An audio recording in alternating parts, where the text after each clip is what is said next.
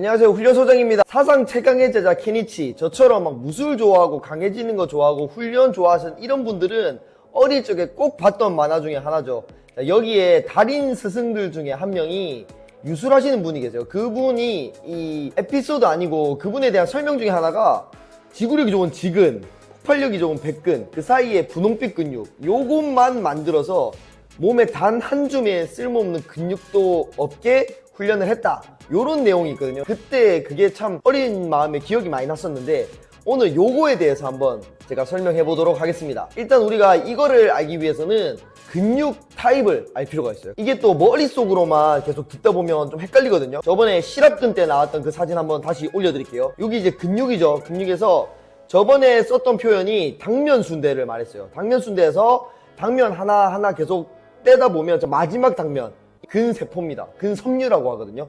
근섬유, 근세포 이렇게 하는데 그 마지막 당면이 실제로 종류가 달라요. 예를 들면 막 그런 거예요. 딱딱한 당면이 있고 말랑말랑한 당면이 있고 뭐 그런 식으로 이 당면의 종류가 다 같지가 않고 다른 겁니다. 이게 우리가 오늘 말한 타입 1 섬유, 타입 2 섬유 이렇게 볼 수가 있어요. 이 사진 한번 볼게요. 이 사진 보면 이게 당면 순대를 딱 잘라가지고 그 당면들을 염색한 거거든요. 검은색으로 색칠된 게 타입 1 섬유, 완전히 하얀색으로 된 게 타입 2A, 그 다음에 분홍색으로 된 게 타입 2X. 그 안에 효소들의 종류에 따라서 이게 색깔이 다르게 염색됩니다. 그래서 우리가 이걸 보고 아, 이렇게 다양한 종류의 타입의 근섬유가 있구나 라고 알 수 있습니다. 자, 여기서 아까 만화에서는 적근이랑 백근 이렇게 했잖아요. 요즘은 지근, 속근, 적근, 백근 이런 표현을 잘 안 쓰고 타입 1, 타입 2 이렇게 말합니다. 이 키워드를 알고 있는 게 이후에 조금 더 좋은 지식을 얻어내는데 검색하기에 더 용이하실 거예요. 타입 1 섬유는 지구력이 좋아요. 지구력이 좋은 근육을 타입 1 정도로 알고 계시면 되고, 타입 2는 폭발력이 좋아요. 힘이 좋아요. 그걸 타입 2라고 아시면 돼요. 근데 여기서 타입 2는 크게 두 개로 나눠져요. 타입 2A, 타입 2X. 그래서 타입 1, 타입 2, 그 밑에 A랑 X 이렇게 나눠지는 것까지만 알면 오늘 알려드릴 거를 이해하는데 충분합니다. 근데 실제로 학문적으로는 조금 더 디테일하게 들어가면 1, 2, AX만 있는 거 아니에요. 막 AC, AB도 있고 엄청 많거든요. 이 안에 ATP아제라고 그 효소의 타입에 따라서 종류를 구분하는데 우리가 오늘 말할 내용을 이해하는 데는 요렇게까지 디테일하게는 필요가 없다. 그래서 타입 1, 타입 2만 알면 충분하다. 자, 이제 듣기만 하면 당연히 폭발적인 힘을 내고 막 힘이 세지려면 타입 2 섬유가 많아야 될 것 같잖아요.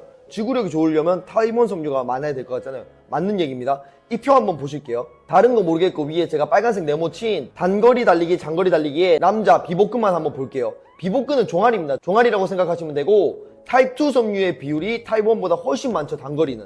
반대로 장거리는 타입 1 섬유 비율이 타입 2보다 훨씬 많죠. 이렇게 당연히 폭발적인 힘을 내려면 타입 2 섬유가 많아야 되고, 반대로 지구력, 오랫동안 힘을 쓰려면 타입 1 섬유가 많아야 됩니다. 자, 그러면 이 타입 1, 타입 2 섬유 비율이 어떻게 결정되느냐? 태생적으로 타고납니다. 일단은. 그래서 어떤 연구에서 허벅지나 팔, 가슴 이런 데 각자 다 타입 1, 타입 2, 타입 1, 타입 2 비율이 다르거든요.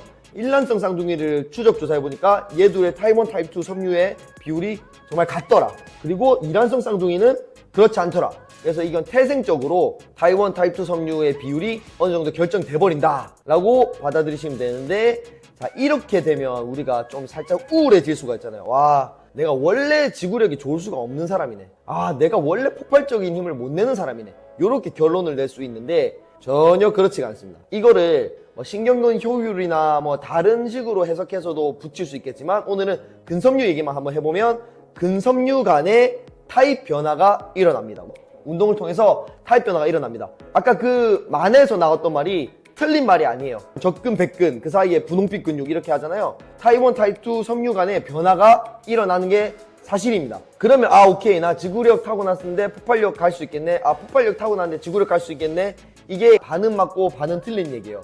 반은 왜 맞냐면 타입 2 섬유가 폭발적인 근육이 타입 1 쪽으로는 변화가 일어나요. 잘 여러 연구를 보면. 근데 타입 1 섬유가 타입 2 쪽으로 가는 거는 제한적이라는 연구가 되게 많습니다.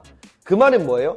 내가 타입 2 섬유의 비율을 타고났다면 훈련을 통해서 이렇게 지구력이 좀 좋아지는 방향으로 가긴 좋겠지만, 지구력 타입 1 섬유가 타고났다면 타입 2 섬유가 많이 필요한 폭발적인 힘을 내는 스포츠에는 조금 적응하기 부적합할 수도 있다라고 볼 수가 있겠죠. 그래서 훈련으로 내가 적응할 수 있는 게 반은 맞지만 이쪽으로 가는 반은 틀릴 수도 있다 라고 말씀을 드리고 싶어요. 근데 근섬유 간의 타입 변화만 이런 식이고, 실제로 폭발적인 힘을 내는 데는 근섬유의 비율이 전체가 다 아니에요. 이어서 구체적으로 설명하진 않겠지만 신경근의 효율이라든가 뭐 여러 가지 요소가 이 폭발적인 힘을 내는 데에 기여를 합니다. 그렇기 때문에 타입 2 섬유의 비율이 부족하다 해서 나는 폭발적인 힘 내는 건 망했네 라고 생각하실 필요가 전혀 없다는 거 오늘 알려드리고 싶었고, 요새 스타트업 중에 유전자 검사나 뭐 이런 거 하는데 되게 많거든요. 상피세포 보내거나 하면 거기서 본인에게 잘 맞는 운동 종목이라든가 뭐 이런 것들도 다 알려줘요. 이게 태생적으로 어느 정도 타고남이 있다. 그렇지만 제가 드리고 싶은 말씀은 태생적으로 타고나는 게 중요하지만 후천적으로 어떤 노력을 했느냐가 더 중요하다고 생각합니다. 특히나 컴뱃 스포츠에서는. 이 채널에서는 컴뱃 스포츠 위주로 다루잖아요. 컴뱃 스포츠는 지구력이 좋은 놈, 폭발력이 좋은 놈, 딱 유리한 놈이 정해져 있지가 않아요. 그 사람이 어떻게 게임 플랜을 풀어가고 아니면 내가 기술 수준이 얼마나 높은가 딱 엄청 중요한 요소이기 때문에 100m 달리기, 마라톤처럼 태생적인 요소가 아주 중요한 스포츠랑은 다릅니다. 그래서 제가 컴뱃 스포츠를 좋아하는 거기도 하고요.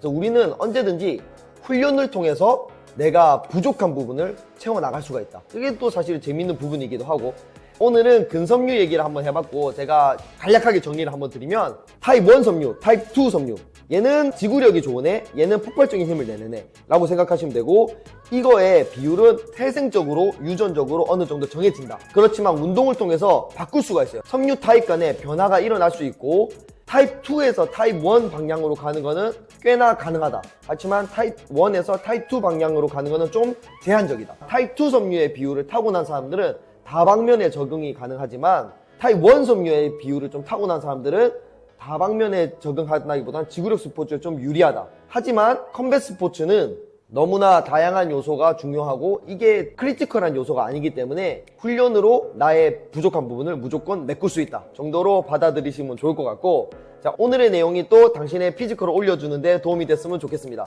감사합니다.